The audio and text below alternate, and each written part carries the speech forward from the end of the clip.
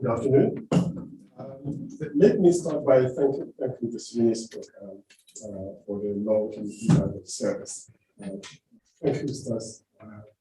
Al-Shahi, and also to the fundraisers and the governments of the Sudanese Programme in general. We are here today because the hopes of the South Sudanese people and the fruits of their struggle over the last 200 years or so are yet to be fulfilled. That's why we are here. South Sudan is not performing as well as we all like them to, all like it should. We are here because we want to share ideas and look for ways of improving things in South Sudan. I call that naive, but we are not going to stop trying. I have an open mind about the ideas that I'm going to discuss with you today. They could be totally wrong, and they might cause more harm than good, just as all ideas can, and because of that, all criticism are welcome. They are also not complete. They are not a panacea. They are for an open debate, and they are subject to change. Some may even reject them outright, but that's fine by me, as long as we are ready to discuss openly about South Sudan. So what are the specific criteria that we can identify now that could help move the country forward? Obviously, such criteria are too numerous for us to know. So in my proposal, I'm only limiting myself to only two of these criteria, which I believe if you can urge people to adopt them, they might change the situation immediately. So the first of these is how the country is structured now. How power is structured, how power is shared. And but we cannot change all of that. All we can do is try. The second thing is to end the legacy of colonialism, not only in South Sudan, but everywhere else. That might look difficult, but at least we can try to mitigate some of its worst aspects. How do we change the way the country is structured? One way we could do is to make sure that the right people do the right job, or the right type of people do the right category of jobs. Elected politicians should be concerned with thinking, with ideas, with setting the vision and setting the path the country should take, while technocrats and professional civil administrators should use their scientific and technical expertise to execute those programs. So we need to delineate between those two functions, which we don't have at the moment. So you might ask, what is new in all this? Isn't that what's already happening? Yes, that is true, but what we are suggesting is different. What we are suggesting is that ministries and the state governance, as well as levels of the country, should be run by technocrats, not by politicians. And that would be a sea change from what we have now. So they should be headed by technocrats. In terms of the states, they should be headed by technocrats in consultation with traditional authorities. But more of this later. On the legacy of colonialism, we must begin by stating the fact that the current African national boundaries were not drawn by the victorious European powers in order to create new and viable countries, but they were created in order to share our the loot. It was arbitrary, it was illegal. It has created permanently unstable entities. It has reduced once mighty kingdoms, such as the Benin Kingdom, Zambia, Shilluk, into subnational groups now subject to domination, exploitation, and abuse by others.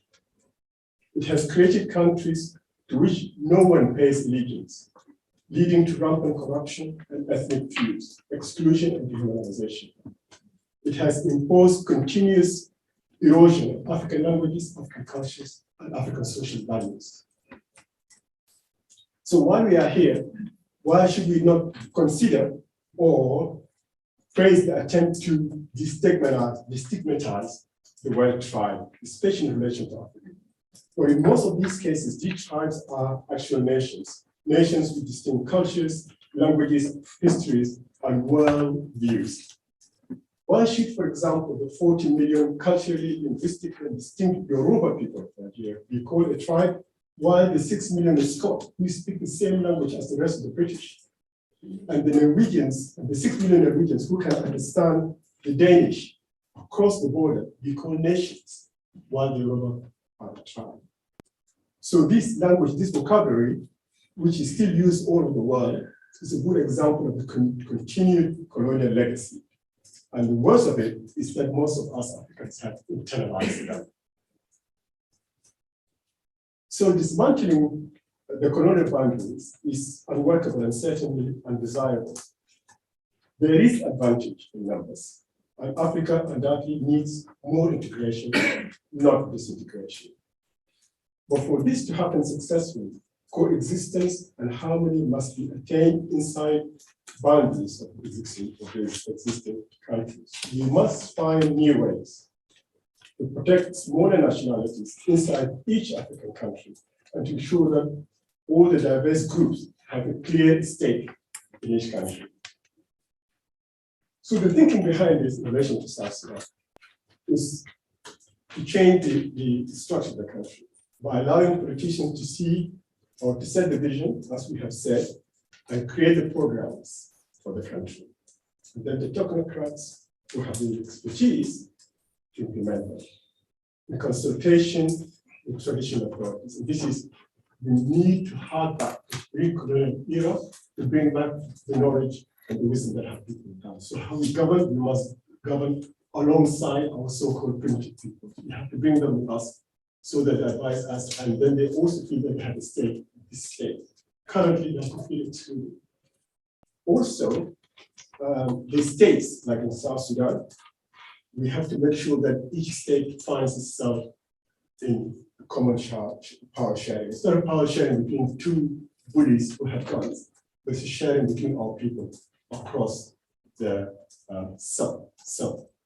geographical areas. So let's look at the states that are in South Sudan. We must slow down the loss of our languages, our local cultures in South Sudan. The constitution, as it stands at the moment, recognizes all the languages of South Sudan as national languages.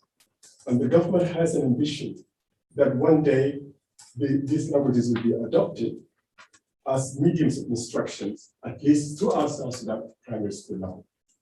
But of course, as in all other issues, the government is failing in this one as well. But that's a side issue. The ambition is well placed. But I suggest that we go further and make these languages part of our institution, institutionalize these languages, so that the language is used on a day-to-day basis across the states. So now that the old British created three-state configuration of Bahazal, Afanan, and Equatorial, no, the existing NCP invented 10-state configuration will save South Sudan or the diversity. These were created by the occupied powers to serve them, not to serve South Sudanese. We must think of a new way to reconfigure our country and create new states, completely based on a different idea. So let's talk about our diversity. At the moment, it's bounded around that there are 5 ethnic groups in South Sudan. This actually hides a lot of facts. There aren't 64 South Sudanese languages. The reasons are some of these languages are interchangeable.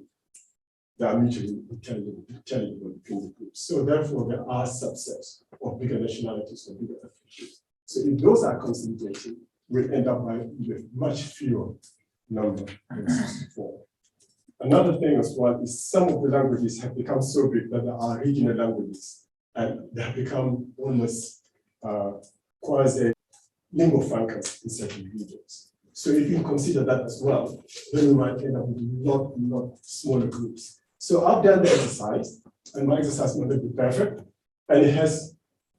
and based on these two things, that some languages are common, and also some languages are heard by everyone, I came up that we could classify South Sudan or divide South Sudan into 10 states that are generally based on a single language.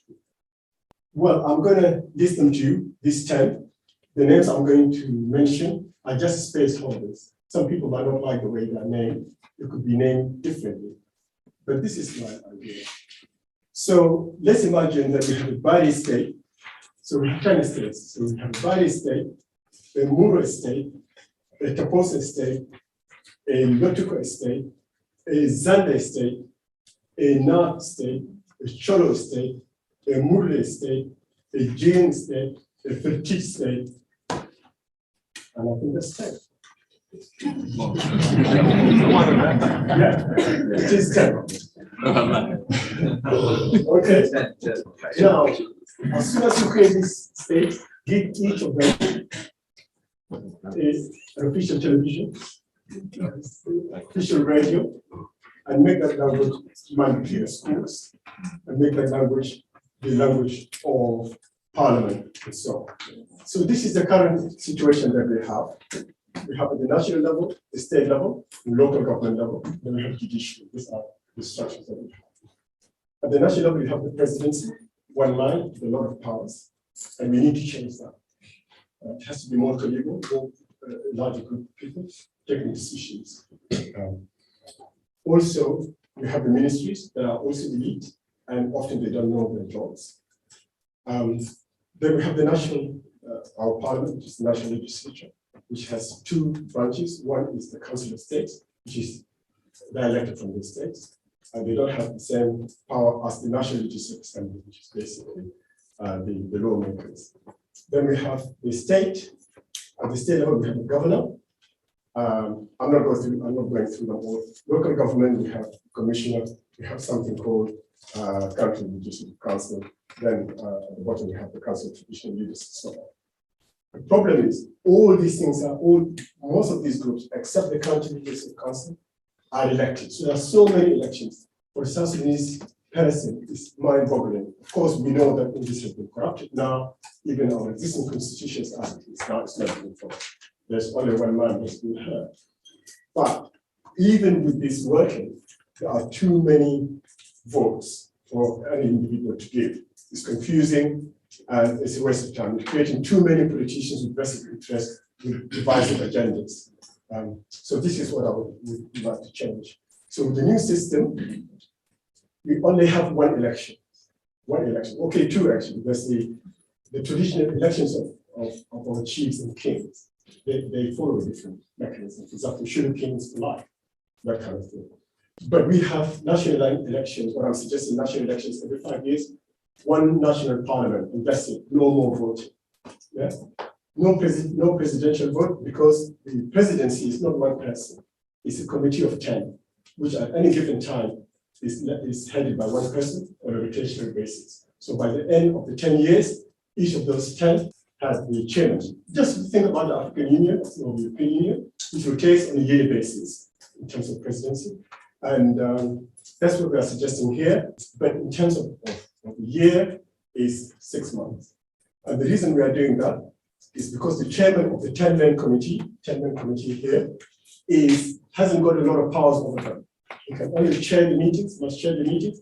It has an advantage of extra votes, so that if there is a loggerhead, if there's a deadlock in the vote, it can be passed. And he also represents the country during in terms of foreign relations during that period. Other than that, he's just like the 10 other men who must decide on all issues of the country as a single executive collectively. And they come from the 10 states that I mentioned before.